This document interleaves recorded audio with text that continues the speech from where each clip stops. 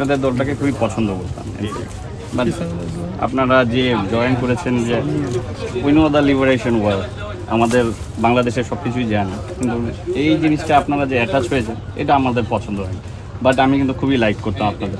জামায়াতকে অনেকে জোর করে ফাঁসি দেওয়া হয়েছে, এটাও আপনারা জানেন। তো আপনি যতটুকু আপনার অপরাধ, তার চেয়ে যখন একজনকে বেশি এটা জুলুম করেন, ওইটাও কিন্তু ঠিক না। এই জন্য হলো জামায়াতের এখন জামায়াত কি দুর্নীতির সাথে আছে? কখনো ইনভলভ হয় না জামায়াত। এই যে করাপশন বাংলাদেশের প্রতিটা মানুষের যারা গভর্নমেন্টে আছে না সব তাদের মধ্যে লেগে আছে, কিন্তু এখন একটু কখনো দেখি নাই।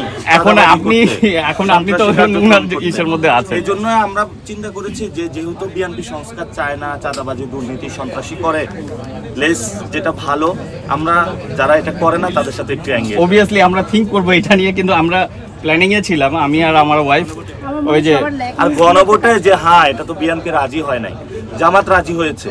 তো ওনারা যখন সবাই আমরা এগিয়ে এসেছি দেশটা পরিবর্তন করব, আমাদের মনে হয় একটু আবার আপনারা ভাবনা করবেন, একটু চিন্তা করবেন। আমরা সবাই চাই পরিবর্তন।